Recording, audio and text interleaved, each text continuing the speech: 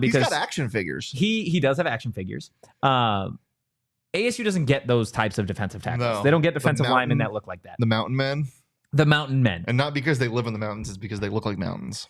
CJ Fite is... Can I get his measurables real fast? CJ Fite? Yeah. CJ Fite is like just not human. He's listed at 6'2", 315 as a sophomore. What was he as a freshman? Probably 6'2". I think it was 6'6", maybe 6'1". He might have grown an inch. But it was like 288 or 285. I can tell you. Something crazy. Something nutso. And this is an Arizona State defense that we kind of brought it up earlier.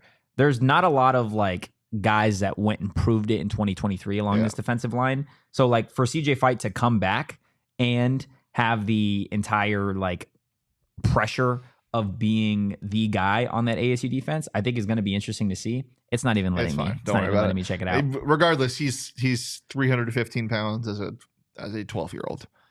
He's 315 pounds. What, an 18, 19-year-old? That's insane. What do you want to see out of CJ Fite in 2024? I want to see him be the guy on the line, like genuinely. A Deshaun Mallory type. I want to see him be the interior defensive lineman. Yeah, like without a doubt. And I think he can be used as that. I mean, you can teach technique. You can teach somebody to get stronger. You can't teach 315 raw pounds size. Yeah, like you can get somebody up to 315 pounds, but he's not at 315 pounds because he's a massive and he looks bigger than 6'2". Yeah, he does. I swear he's taller than me, and I'm 6'4". I swear bigger. I'm like, hello, CJ, and he's like, hello, Shade.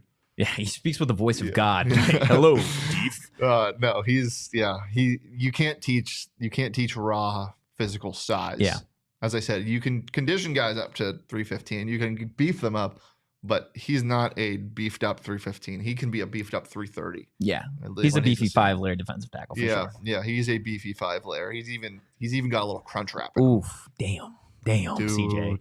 No, look, I'm hungry. This is a kid that in 2023 we talk a lot about the growth that we saw in Jaden Rashada for a quarterback from his first spring practice to the end of the season. CJ Fite is another young guy on top of a lot of the other young bucks for the Sun Devils that really, really grew from their very first practice to the end. And that's what you want to see. You don't want to ever see them be stagnant. And CJ was growing physically and mentally on the field. And now he's got a new position coach in Deron Reynolds, who does have a whole hell of a lot of experience at a higher level.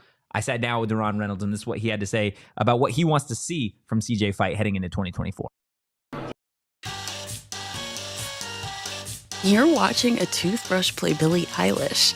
But did you know that there's a YouTube Music app where you can also listen to the EDM version, the ska version, and of course, the original version? Duh. Get YouTube Music Premium. Just to continue to take the steps that he's taking right now. I want to increase his pass rush. I want to get him on edges a lot more. He's done a great job pushing the pocket. I think his run block recognition is starting to get a whole lot better in the run and everything else. And I want to get him to use his hands a whole lot better. But he's really, he's put some good stuff on tape already.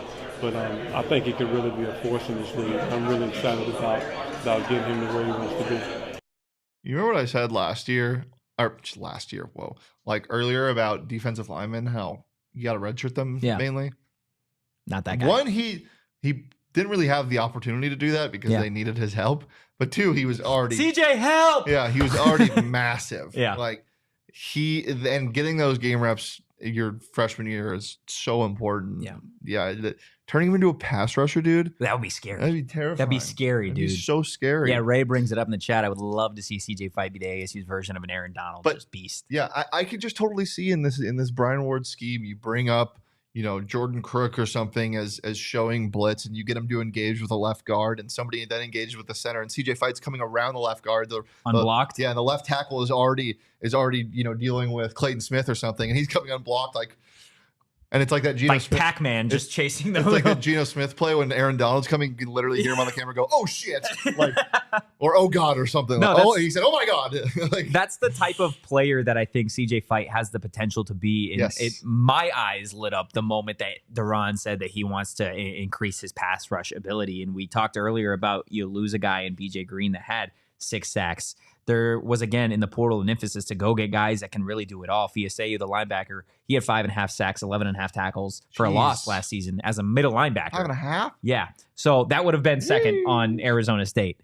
So you have that guy. You bring back Prince. You bring back Clayton. You add guys in the secondary like a Cole Martin and Xavier Alford that would be scary coming off the edge. And you have a guy in CJ Fite that if he can increase that pass rush, now we're talking about an Arizona State defense that fits the mold of we're all about chaos. We're all about pressure. Yeah. We're going to disguise things. Our 315-pound defensive tackle is going to come off the edge, and you can't do anything about it. Exactly. Like that's where the unit is at now. And that's, I think, again, what Brian Ward, to kind of bring it full circle, was talking about in that first bite of like, we just need to be more efficient now, right? The system was there, but they didn't necessarily have the talent across the board that fit what they wanted to do as a unit, what Brian Ward's bread and butter is. And you saw flashes. Yeah, but I think a huge thing is he was being held back by the talent and lack thereof with the injuries and everything.